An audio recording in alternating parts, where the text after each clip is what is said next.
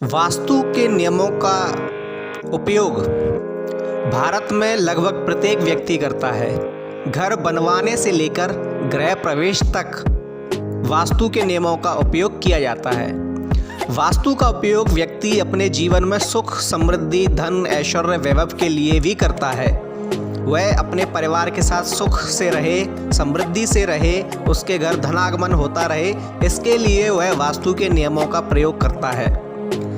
दोस्तों, हमारे जो पूर्वज थे वे अत्यंत ही विद्वान थे। उन्होंने इतने समय पूर्व ही इन बातों को जानकर उन्हें शास्त्र के अंदर लिखकर अपनी आने वाली पीढ़ी के लिए छोड़ दिया।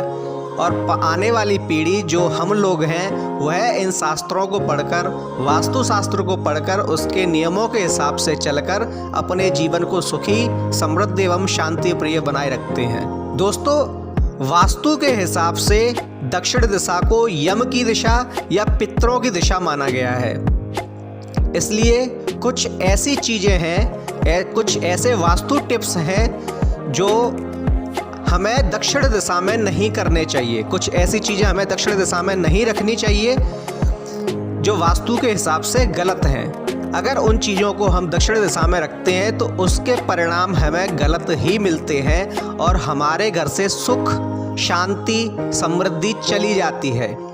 धन का अभाव होने लगता है, आर्थिक तंगी होने लगती है, यहाँ तक कि कभी कभी किसी व्यक्ति की मृत्यु भी हो सकती है। तो दोस्तों, हम बताने जा रहे हैं उन चीज़ों को जो हमें दक्षिण दिशा में नहीं रखनी चाहिए। हेलो दोस्तों, मैं DRX संतोष सिंह अपने YouTube चैनल पर आप सभी लोगों का स्वागत करता हूं। दोस्तों, इस वीडियो को लास्ट तक अवश्य देखिए क्योंकि इसमें वह जानकारी मिलने वाली है जो अगर आप करते हैं, जिन्हें फॉलो करते हैं, तो आपके जीवन में सुख, समृद्धि, शांति बनी रहेगी। आपका घर परिवार खुशहाली से भरा रहेगा। दोस्तों, वीडियो शुरू करने से पहले एक बार कमेंट में जय श्री राम अवश्य लिख दीजिए। तो दोस्तों, दक्षिण दिशा जो कि यम की दिशा या पितरों की दिशा मानी जाती है, उस दिशा में कभी भी भूल कर भी पूजा घर नहीं होना चाहिए। किसी भी देवी या देवताओं की तस्वीर या मूर्ति दक्षिण दिशा में नहीं होनी चाहिए। दक्षिण दिशा में आपके पुरखों की, आपके पूर्वजों की तस्वीर हो सकती है, उसे आप दक्षिण दिशा में ही लगाएं, परंतु घर का मंदिर कभी भी दक्षिण दिशा में नहीं होना चाहिए।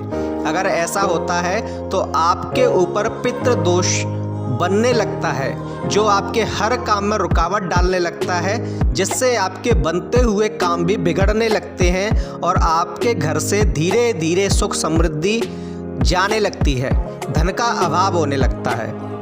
तो दोस्तों, भूल कर भी घर का पूजा का जो मंदिर है वह दक्षिण दिशा में नहीं होना चाहिए। नंबर 2, शयन कक्ष।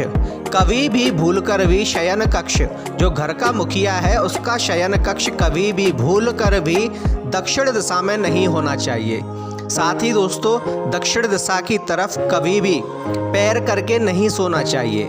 अगर आप पैर करके सोते हैं तो दक्षिण दिशा, क्योंकि पितरों की दिशा है, तो यह पितरों का अपमान समझा जाता है। इसके अतिरिक्त वैज्ञानिक दृष्टि से भी अगर हम दक्षिण की तरफ शयन कक्ष रखते हैं या दक्षिण की तरफ पैर करके सोते हैं तो हमारी नींद पूरी तरह से नहीं हो पाती है, जिससे शरीर में चिड़चिड़ापन रहता है और यह घर में कलह का कारण बनता है।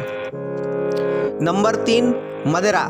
दोस्तों, कुछ लोग ऐसे होते हैं जो अपने घर में मदिरा भी रखते हैं, शराब भी रखते हैं, शराब की बोतलें भी रखते हैं। तो दोस्तों, भूल कर भी मदिरा को दक्षिण दिशा में नहीं रखना चाहिए। यह यम की दिशा है, यह पितरों की दिशा है। मदिरा अगर आप वहाँ रखेंगे तो वहाँ अऊत और प्रेतों का भी वास होता है, जो आपके परिवार के लिए कष्टकारी हो सकता है। दोस्तों, कभी भी भूल कर भी मदिरा को दक्षिण दिशा में नहीं रखना चाहिए। ऐसा करने से आपके घर में दुष्ट आत्माओं का आगमन शुरू हो सकता है और आपके सुख, समृद्धि में कष्ट हो सकता है, आप विघ्न आ सकता है। आप जो आपका धनागमन का जो स्रोत है वह भी आपका नष्ट हो सकता है। अगला है जूते और चप्पल। दोस्तों, क्योंकि पितरों की दिशा होती है दक्षिण दिशा, यम की दिशा होती है दक्षिण दिशा, इसलिए भूल कर भी घर के जूते चप्पल दक्षिण दिशा में नहीं रखने चाहिए। आप अपने जूते चप्पलों को कभी भी दक्षिण दिशा में नहीं रखें। दक्षिण दिशा आपके पूर्वजों की है, जो कि सम्माननीय है, आपके लिए माननीय है, आदरणीय है। अगर आप वहाँ अपने जूते और चप्पल उतारते हैं तो यह उनका अपमान माना जाता है और इससे वे रुष्ट हो सकते हैं। और अगर पितृ आपसे रुष्ट होते हैं तो आपके ऊपर पितृ दोष बनता है, जो आपके कार्यों को बाधित कर सकता है और धीरे धीरे आपके जीवन से सुख, समृद्धि, शांति भंग हो सकती है। अगला है खराब मशीनरी या कबाड़ का सामान। दोस्तों, दक्षिण दिशा में कभी भी कोई खराब मशीन या कबाड़ का सामान नहीं रखना चाहिए। कबाड़ का सामान या फालतू सामान ये कभी भी दक्षिण दिशा में आप ना रखें। ऐसा करते हैं तो आपको अत्यंत ही परेशानियां हो सकती हैं।